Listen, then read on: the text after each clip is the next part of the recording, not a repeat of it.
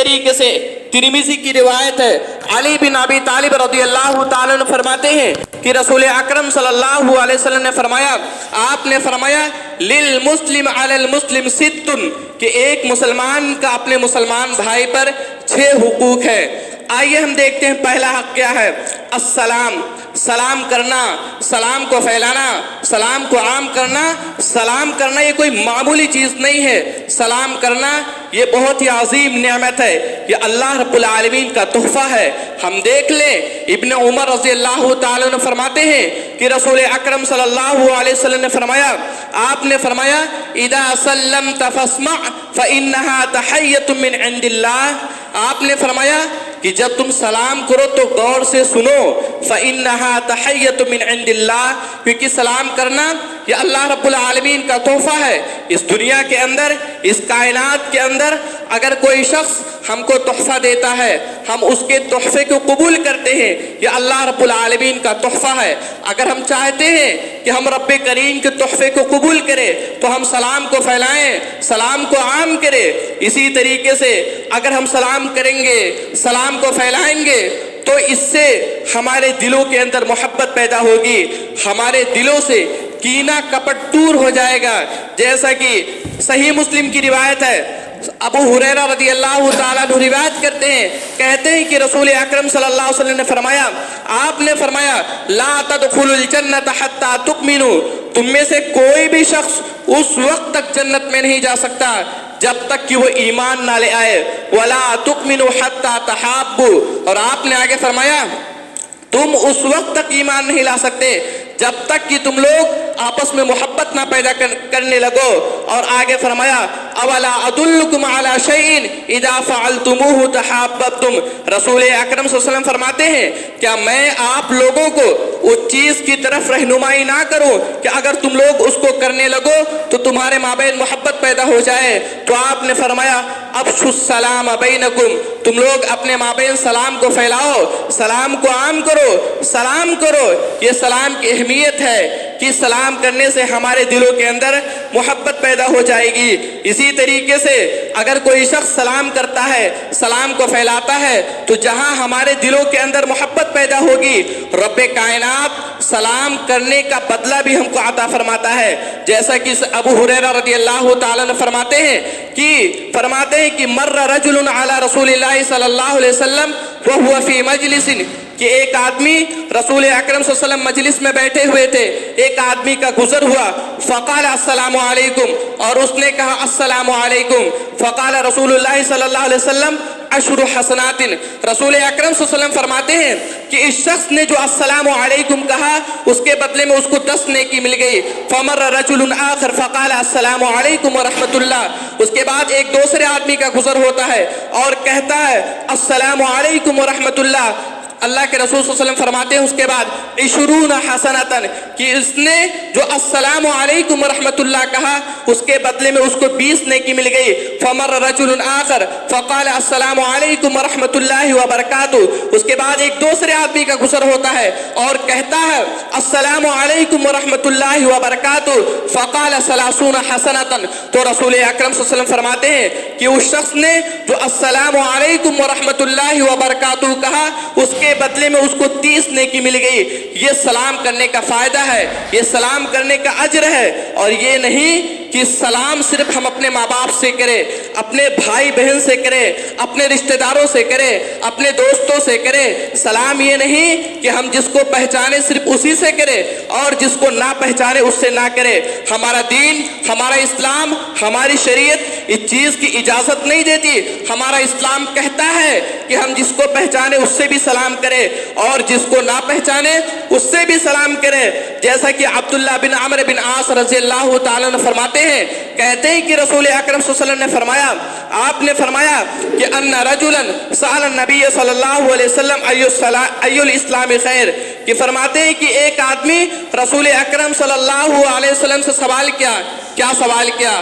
ای الاسلام خیر، کہ اسلام کی بہتر چیز کیا ہے، تو اللہ کے رسول صلی اللہ علیہ وسلم فرماتے ہیں تطعم الطعام، کہ تم کھانا کھلاؤ مسکینوں کو، غریبوں کو، فقیروں کو کھانا کھلاؤ جن کے پاس اتنے پیسے نہیں ہے، اتنی دولت نہیں ہے کہ وہ اپنا پیٹ پال سکے۔ اسی ہندوستان کے اندر آپ دیکھ لے روزانہ نہ جانے کتنے لوگ بھوک کی وجہ سے رب کریم کے پیارے ہو جاتے ہیں۔ تو ایسی صورت میں ہم کو اس سلسلے میں غور و فکر کرنے کی ضرورت ہے۔ تو اللہ کے رسول نے فرمایا تطعم الطعام، اسلام کی بہتر چیز یہ ہے کہ تم کھانا کھلاؤ، وتقرأ السلام علی من عرفت ومن لم تعرف، اور آپ نے آگے فرمایا تم جس کو پہچانتے ہو اس سے بھی سلام کرو اور جس کو نہ پہچانتے ہو اس سے بھی سلام کرو۔ اسی طریقے سے ہم دیکھیں اس دنیا کے اندر ہر چیز کے کچھ نہ کچھ آداب ہوا کرتے ہیں۔ ایک گھر ہے اس کے آداب ہے، مسجد ہے اس کے بھی آداب ہے، جمعہ کا دن ہے اس کے بھی آداب ہے، اسی طریقے سے سلام کرنے کی بھی کچھ آداب ہے۔ جمہور علماء کرام لکھتے ہیں، کہتے ہیں سلام کرنے کے آداب کے سلسلے میں کہ یسلم الصغیر علی الکبیر، کہ چھوٹا بڑوں سے سلام کرے۔ اسی طریقے سے والمار علی القائد، گزرنے والا بیٹھنے والوں سے سلام کرے، والقلیل علی الکثیر، اور کم لوگ زیادہ لوگوں سے سلام کرے۔ جیسا کہ صحیح بخاری کی روایت ہے، ابو ہریرہ رضی اللہ تعالیٰ عنہ روایت کرتے ہیں، کہتے ہیں کہ رسول اکرم صلی اللہ علیہ وسلم نے فرمایا یسلم الراکب علی الماشی، کہ سواری کرنے والا گزرنے والے سے سلام کرے، والماشی علی القائد، اور گزرنے والا بیٹھنے والے سے سلام کرے، والقلیل علی الکثیر، اور کم لوگ زیادہ لوگوں سے سلام کرے۔ یہ سلام کے آداب ہے۔ ضرورت ہے کہ ہم سلام کے آداب کے سلسلے میں آج کا دور جو فتنوں کا دور ہے، آج کا دور جس دور کے اندر مسلمانوں کے باشعار کو اپنا کر یہاں پہ غلط انداز کی تنظیمیں، متعصب انداز کے ذہن، آج کا دور جس دور کے اندر رب کائنات کسی کو تھوڑا بہت دولت دے دے تو اس کی یہاں اکڑ آ جاتا ہے، جس کی بنیاد پر اس کو نہیں پتا چلتا ہم کیا ہیں، ہماری حقیقت کیا ہے، اس کو نہیں پتا چلتا کہ مسلمان ہے یا غیر مسلم ہے، اس کو نہیں پتا چلتا کہ ہم کس سے سلام کریں کس سے نہ کریں۔ ہم کو اس سلسلے میں اپنی گرہبانوں کے اندر جھانک کر دیکھنے کی ضرورت ہے۔ سلام کے سلسلے میں ہم اس بات کو جان لیں کہ سلام کرنا، سلام کو پھیلانا، سلام کو عام کرنا، یہ جنت میں داخل ہونے کے اسباب میں سے ایک بنیادی سبب ہے۔ جیسا کہ ابو ہریرہ رضی اللہ تعالیٰ عنہ فرماتے ہیں کہ ابو یوسف رضی اللہ تعالیٰ عنہ فرماتے ہیں کہ رسول اکرم صلی اللہ علیہ وسلم نے فرمایا، آپ نے فرمایا یا ایھا الناس، اے لوگو افشوا السلام، سلام کو پھیلاؤ، سلام کو عام کرو، واطعموا الطعام، اور تم لوگ کھانا کھلاؤ، وصلوا الارحام، اور تم رشتہ داریوں کو جوڑو، وصلوا باللیل والناس نیام، اور جب لوگ سو رہے ہوں تو اس وقت نماز پڑھو، یعنی تہجد کی نماز پڑھو۔ آپ نے فرمایا تدخل الجنت بالسلام، اگر تم ان کاموں کو کرو گے تو بہت آسانی کے ساتھ سلامتی کے ساتھ جنت میں داخل ہو جاؤ گے۔ تو یہ سلام کرنے کا فائدہ ہے کہ رب کریم اگر ہم سلام کریں گے، سلام کو پھیلائیں گے تو رب کریم ہم کو جنت میں داخل کرے گا۔ اسی طریقے سے ایک مسلمان کا اپنے مسلمان کے سلسلے میں دوسرا حق اجابت الدعوہ، دعوت کو قبول کرنا، کہ جب ہمارا مسلمان بھائی ہم کو دعوت دے تو ہم اس کی دعوت کو قبول کریں۔ دعوت کے سلسلے میں اس کی دو قسمیں ہیں۔ جمہور علماء کرام لکھتے ہیں کہ الدعوت الی الولیمہ، دعوت کی پہلی قسم ولیمے کی دعوت۔ ولیمے کی دعوت کے سلسلے میں یہ ولیمے کی دعوت کو قبول کرنا یہ ہمارے لیے واجب اور ضروری ہے۔ اگر کوئی شخص اپنے مسلمان بھائی کو ولیمے کی دعوت دیتا ہے اور اس کو قبول نہیں کرتا ہے، انکار کر دیتا ہے، تو ایسا شخص گنہگار ہوگا۔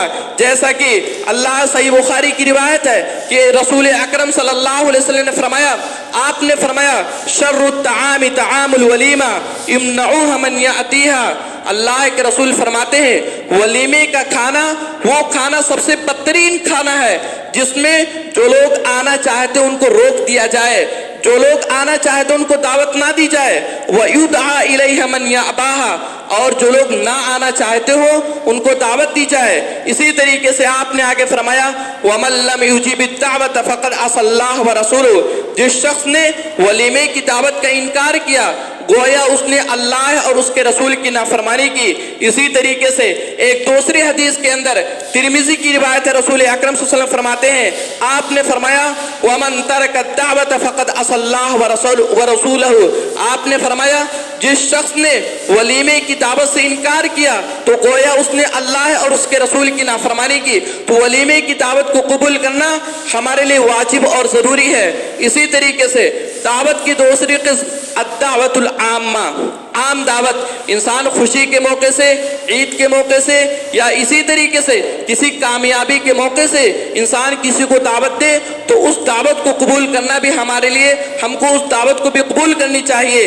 ہم دیکھیں صحیح مسلم کی روایت ہے، اللہ کے رسول نے فرمایا اذا دعی احدکم فلیجب، آپ نے فرمایا کہ جب تم میں سے اگر کوئی شخص اپنے مسلمان بھائی کو دعوت دے تو اس کی دعوت کو قبول کی جائے، چاہے وہ ولیمے کی دعوت ہو یا عام دعوت ہو۔ اگر ہمارا مسلمان بھائی ہم کو دعوت دے تو اس کی دعوت کو قبول کرے۔ اسی طریقے سے ایک مسلمان کا اپنے مسلمان بھائی پہ تیسرا حق النصحہ، کہ اگر ہم سے کوئی نصیحت حاصل کرے تو ہم اس کو نصیحت کرے۔ یہ نہیں کہ ہم کو معلوم ہے کہ یہ جو مجھ سے پوچھ رہا ہے اس سے کیا فائدہ ہوگا، اس کے باوجود ہم اس کا انکار کر دے، اس کو نصیحت نہ کرے، یہ ہمارا دین، ہمارا اسلام، ہمارا مذہب اس چیز کی اجازت نہیں دیتا۔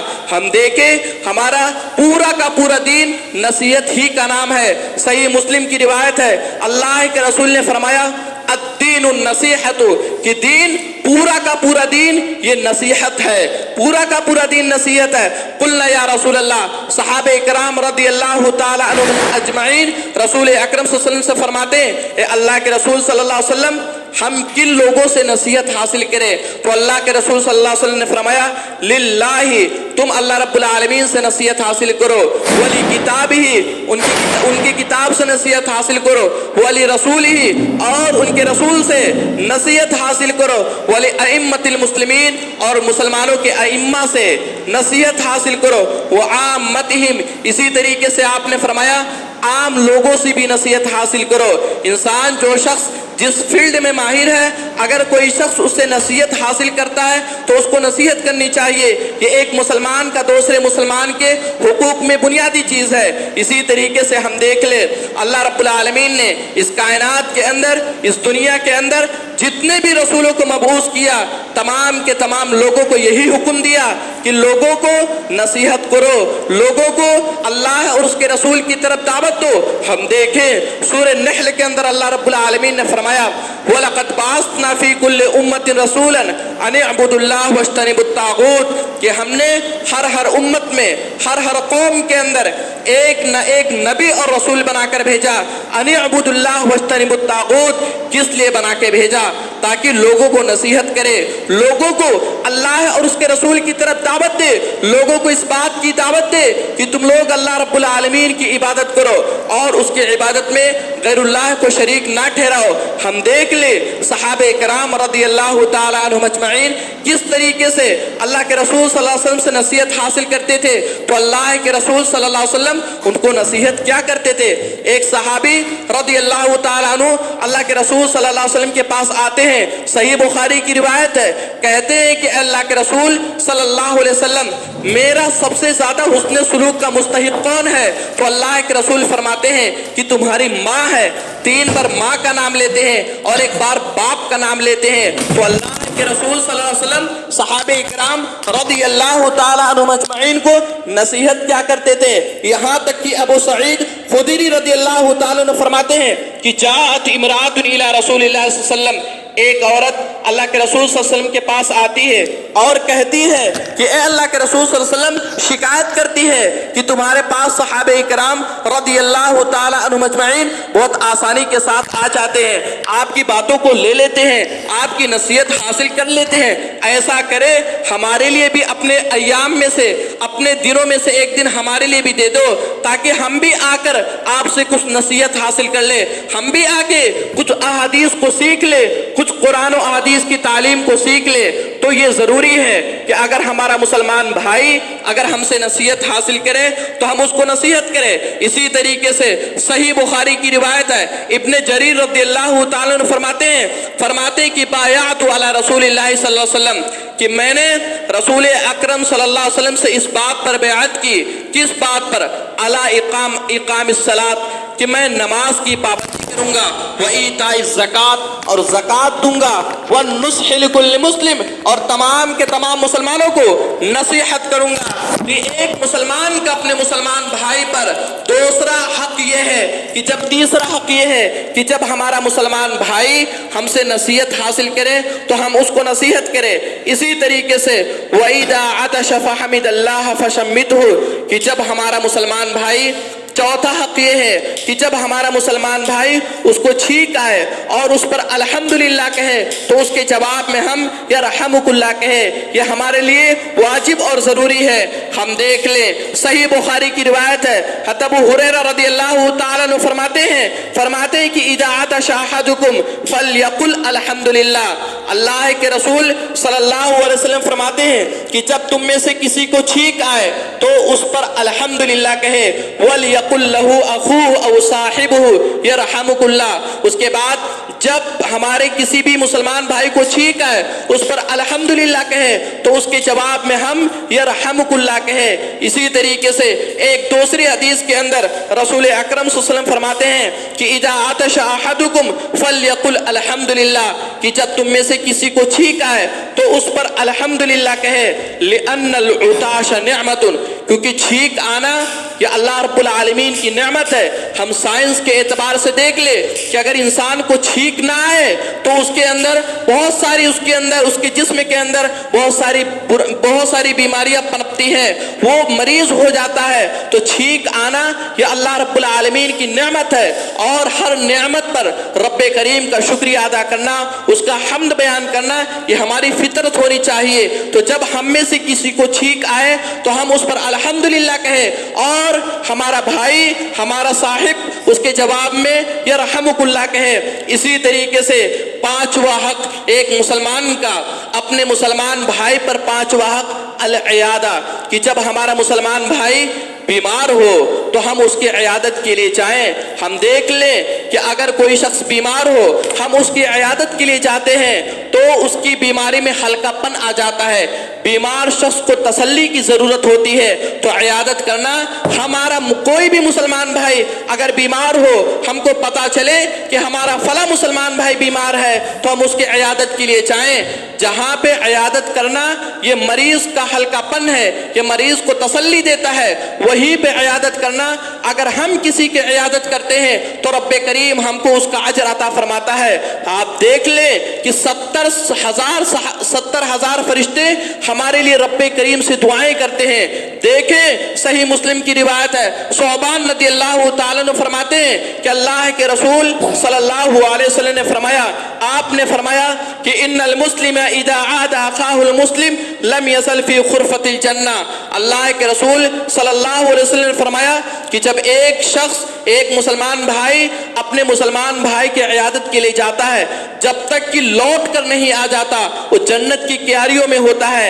اسی طریقے سے ہم دیکھیں اللہ کے رسول نے تو یہاں تک فرمایا کہ قال سمعت رسول اللہ صلی اللہ علیہ وسلم، ایک صحابی رضی اللہ تعالیٰ عنہ فرماتے کہ میں نے رسول اکرم صلی اللہ علیہ وسلم سے فرماتے ہوئے سنا، آپ نے فرمایا کہ ما من مسلم یعود مسلما الا صلی علیہ 70,000 ملک، کہ جب ایک مسلمان بھائی اپنے مسلمان بھائی کی عیادت کے لیے جاتا ہے تو 70,000 فرشتے اس کے لیے دعائیں کرتے ہیں۔ اور آپ نے آگے فرمایا کہ وَإِنْ عَادَهُ عَشِيَّةً إِلَّا صَلَّى عَلَيْهِ 70,000 مَلَكٍ حَتَّى يُصْبِحَ۔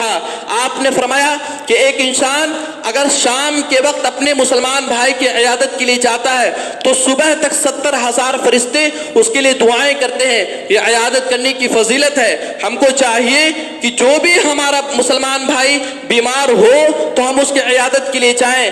اسی طریقے سے ایک بنیادی مسئلہ، کیا ایک اجنبی مرد ایک اجنبی عورت کی عیادت کر سکتا ہے کہ نہیں کر سکتا؟ یا اسی طریقے سے ایک اجنبی عورت اجنبی مرد کی عیادت کر سکتی ہے کہ نہیں کر سکتی؟ اس سلسلے میں جمہور علماء کرام فرماتے ہیں کہ لا حرج فی عیادت الرجل المرأة الاجنبیہ، کہ اس میں کوئی حرج کی بات نہیں ہے کہ ایک اجنبی مرد ایک اجنبی عورت کی عیادت کرے، او المرأة الرجل الاجنبیہ۔ اسی طریقے سے فرماتے ہیں کہ ایک اجنبی عورت ایک اجنبی مرد کی عیادت کرے، اس میں کوئی حرج کی بات نہیں ہے اذا توفرت الشروط، لیکن جب شروط پائے جائیں گے تبھی یہ چیز جائز اور درست ہے۔ لیکن اگر شروط نہ پائے جائیں تو ایسی صورت میں عیادت کرنا اجنبی مرد کا یا اجنبی عورت کی عیادت کرنا یہ چیز جائز اور درست نہیں ہے۔ شروط میں سے پہلا شرط کیا ہے؟ الستر، پردگی ہو۔ جہاں پہ ہم عیادت کے لیے جائیں وہاں پہ اگر پردگی نہیں ہے تو عیادت کرنا، اجنبی عورت کی عیادت کرنا یہ ہمارے لیے جائز اور درست نہیں ہے۔ دوسرا شرط یہ ہے امن الفتنہ، فتنے کا خوف نہ ہو۔ اگر فتنے کا خوف ہے تو ایسی صورت میں بھی عیادت کرنا یہ چیز جائز اور درست نہیں ہے۔ اور تیسری چیز یہ ہے کہ الاجنبی عدم الخلوہ، کہ خلوت نہیں ہونی چاہیے۔ عیادت کی صورت میں اس کے پاس اور بھی لوگ ہونے چاہیے جس کی بنیاد پر ہم عیادت کر سکے۔ اگر خلوت ہے تو ایسی صورت میں عیادت کرنا یہ چیز جائز اور درست نہیں ہے۔ اگر یہ تینوں کے تینوں شروط پائے جاتے ہیں تو اجنبی مرد کا یا اجنبی عورت کی عیادت کرنا یہ چیز جائز اور درست ہے۔ جیسا کہ صحیح مسلم کی روایت ہے، انس رضی اللہ تعالیٰ عنہ فرماتے ہیں کہ ان ابا بکر قال لعمر، کہ ابو بکر صدیق رضی اللہ تعالیٰ عنہ عمر فاروق رضی اللہ تعالیٰ عنہ سے کہتے ہیں بعد وفات النبی صلی اللہ علیہ وسلم، اللہ کے رسول صلی اللہ علیہ وسلم کی وفات کے بعد فرماتے ہیں کہ انطلق بنا الی ام ایمن، کہ آؤ ہم چلتے ہیں ام ایمن کے پاس۔ کیوں؟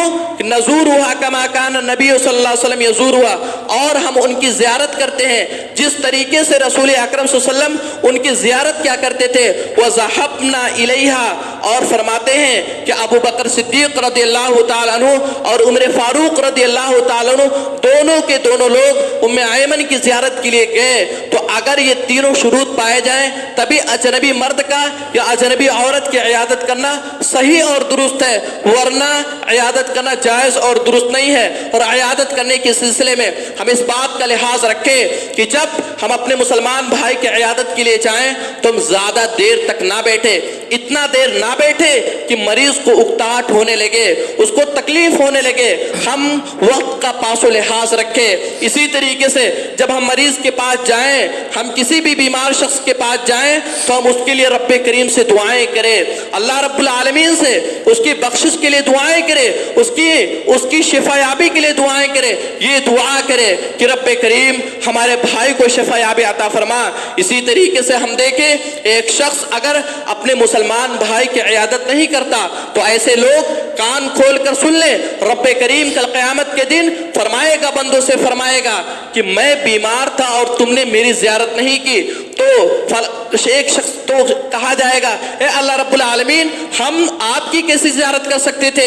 تو اللہ رب العالمین فرمائے گا قیامت کے دن کہ فلاں بندہ بیمار تھا اور تو نے اس کی زیارت نہیں کی، اگر تو نے اس کی زیارت کی ہوتی تو گویا کہ میری زیارت کی ہوتی۔ تو ایک مسلمان کے حقوق میں یہ ہے کہ جب ہمارا مسلمان بھائی بیمار ہو تو ہم اس کی عیادت کے لیے جائیں۔ اسی طریقے سے اتباع الجنازہ، ایک مسلمان کا اپنے مسلمان بھائی پر آخری حق، چھٹا حق یہ ہے کہ جب ہمارا مسلمان بھائی اس دنیا سے وفات پا جائے، رب کریم کا پیارا ہو جائے، تو ایسی صورت میں ہم اس کے جنازے میں شریک ہوں، اس کی تدفین میں شریک ہو۔ ہمارا دین، ہمارا اسلام، ہمارا مذہب اسی چیز کا اجازت دیتا ہے۔ ہم دیکھیں اللہ کے رسول صلی اللہ علیہ وسلم نے فرمایا، صحیح بخاری کی روایت ہے، حضرت ابو ہریرہ رضی اللہ تعالیٰ عنہ فرماتے ہیں کہ رسول اکرم صلی اللہ علیہ وسلم نے فرمایا کہ من شہید الجنازۃ حتی یصلی علیہ فلہ قیرات، آپ نے فرمایا کہ جس شخص نے जिस शख्स ने किसी जनाजे में शरीक हुआ और उसका नमाज जनाजा अदा कर दिया तो उसको एक क़िरात सवाब अता किया जाता है। इसी तरीके से आपने आगे फरमाया वमन शहीदहा हत्ता तुदफना फलहु क़िरातान।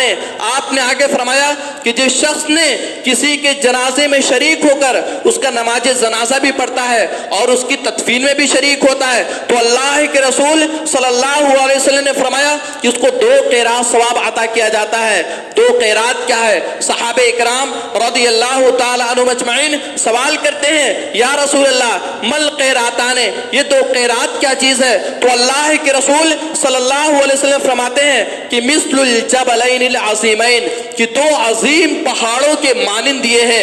आप सोच भी नहीं सकते, हम तसव्वुर भी नहीं कर सकते कि रब्बे करीम किसी के जनाजे में शरीक होना, उसका नमाज जनाजा पढ़ना, उसकी तदफीर में शरीक होना कितना अजीम सवाब है। हमको इस सिलसिले में गौर व फिक्र करने की ज़रूरत है। इसी तरीके से जब हम किसी के जनाजे में शरीक हो, हम उसके लिए नमाज जनाजा पढ़े, किसी की तदफीर में शरीक हो तो हम उसके लिए रब्बे करीम से दुआएं करें, अल्लाह रब्बुल आलमीन से दुआएं करें कि रब्बे करीम हमारे भाई को जन्नत में दाखिल कर, रब्बे करीम हमारे भाई को जहन्नम से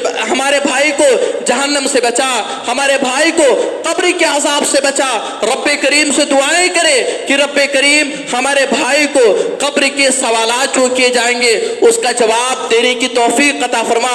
हम देख ले सही मुस्लिम की रिवायत है कि अल्लाह के रसूल सल्लल्लाहु अलैहि वसल्लम ने फरमाया इस्तगफिरू लि अखीकुम वस्अलू लहु अत-तस्बीत फइन्नहु अलआन युसअल। अल्लाह के रसूल सल्लल्लाहु अलैहि वसल्लम ने फरमाया कि जब तुम किसी के तकफीर में शरीक हो तो अपने भाई के लिए इस्तिग़फ़ार करो, अपने भाई के लिए रब्बे करीम से उसकी बख्शिश के लिए दुआएं करो। फइन्नहु अलआन युसअल, क्योंकि अभी तुम्हारे भाई से सवाल किया जाएगा। तो ये हमारी जिम्मेदारी है कि जब हमारा भाई इस दुनिया से रुखसत हो जाए, इस दुनिया से वफात पा जाए, रब्बे करीम का प्यारा हो जाए तो हम उसके जनाजे में शरीक हो और उसकी तदफीन में शरीक हो। ये बुनियादी तौर से इस्लाम के अंदर एक मुसलमान का अपने मुसलमान भाई पर 6 हुकूक है और हमको इस पर अमल करने की जरूरत है। और अल्लाह की कसम अगर एक मुसलमान अगर इन तमाम के तमाम मुसलमान अगर इन 6 हुकूक को अदा करते हैं तो आज का दौर, जिस दौर के अंदर जो फितनों का दौर है, जो दौर सबसे ज्यादा फितनों का दौर है, जिस दौर के अंदर एक शख्स बाप बेटे का दुश्मन होता है, बेटा बाप का दुश्मन होता है, इस दौर के अंदर जिस दौर के अंदर एक मुसलमान अपने मुसलमान भाई ही का सबसे ज्यादा दुश्मन होता है, आज का दौर जिस दौर के अंदर सबसे ज्यादा मुसलमानों के खिलाफ सियासत की जाती है, आज का दौर जिस दौर के अंदर सबसे ज्यादा मुसलमानों को नाकाम बनाया जाता है, आज अगर सारे के सारे मुसलमान मुत्तफिक होकर इन 6 उसलूब को इख्तियार करके इन हुकूक को अदा करके जिंदगी गुजारे तो अल्लाह की कसम कहा जा सकता है कि मुसलमान कभी नाकाम नहीं होगा। हर मैदान में, चाहे वो दुनिया हो चाहे वो आखिरत हो, दोनों के दोनों मैदान में इंसान कामयाब होगा। इसी तरीके से जहां हम इन 6 हुकूक को अदा करें, हमारे लिए ये भी जरूरी है कि हम रब्बे करीम से तकवा और परहेजगारी इख्तियार करें। बगैर तकवा और परहेजगारी के कोई भी चीज नाकाबिल कबूल है। जरूरत है कि जहां पे हम 6 हुकूक को अदा करें, हम रब्बे करीम से तकवा और परहेजगारी इख्तियार करें। हम देख ले अल्लाह के नबी सल्लल्लाहु अलैहि वसल्लम, वो नबी जो तमाम नबियों का सरदार है, वो नबी जिसको हौज़े कौसर अता किया गया, वो नबी जिसके अगले और पिछले तमाम के तमाम गुनाहों को माफ कर दिया गया, उस नबी का क्या आलम है कि रात में उठ करके इतनी लंबी क़याम करता है कि पाँव में वरम आ जाती है, आंखें सूज जाती है, मुबारक दिल से गड़गड़ाहट की ऐसी आवाज आती है गोया की पतीली में पानी उबाला जा रहा है। हम देखें उमर फारूक रज़ियल्लाहु ताला अन्हु को देख लें कि रात में उठकर अपने हाथ पांव को नोचते हैं, अपने आप से सवाल करते हैं, उमर तुझे क्या हो गया? अगर चाह तेरे को रब्बे करीम ने, अल्लाह रब्बुल आलमीन ने तेरे को खलीफतुल मुस्लिमीन बना दिया, अगर चाह तेरे सिलसिले में रब्बे कायनात ने बहुत सारी आयतों का नुज़ूल फरमाया, लेकिन तुझे क्या हो गया? तूने आखिरत के लिए क्या तैयार किया? तो जरूरत है कि हम रब्बे करीम से तकवा और परहेजगारी इख्तियार करें। तकवा और परहेजगारी इख्तियार करने के साथ साथ हम इन बुनियादी 6 हुकूक को अदा करें। आखिर में अल्लाह रब्बुल आलमीन से दुआ है कि रब्बे करीम हमने जो भी बातें यहाँ पे फरमाई है, रब्बे करीम हमें उस पर अमल करने की तौफीक अता फरमा। रब्बे करीम हमें से जो भी लोग बीमार हैं, रब्बे करीम उनको शिफा-ए-आब अता फरमा। रब्बे करीम हमें इस बात की तौफीक अता फरमा कि जब भी हम किसी मुसलमान भाई से मिले तो उसे सलाम करें। रब्बे करीम हमें इस बात की तौफीक अता फरमा कि जब भी हमसे कोई हमारा मुसलमान भाई हमसे नसीहत हासिल करे तो हम उसको नसीहत करें। रब्बे करीम हमको इस बात की तौफीक अता फरमा कि जब हमारा मुसलमान भाई बीमार हो तो हम उसके इयादत के लिए जाएं। रब्बे करीम हमको इस बात की तौफीक अता फरमा कि जब हमारा मुसलमान भाई इस दुनिया से वफात पा जाए, रब्बे करीम का प्यारा हो जाए, तो ऐसी सूरत में हम उसके जनाजे में, उसकी तदफीन में शरीक होने की तौफीक अता फरमा। रब्बे करीम जब तक हम जिए, जब तक इस्लाम पर जिए, और जब हमारा खात्मा हो तो ईमान पर हो। आमीन। व आखिरु दावाना अनिल हम्दुलिल्लाहि रब्बिल आलमीन। अशहदु अन्ना मुहम्मद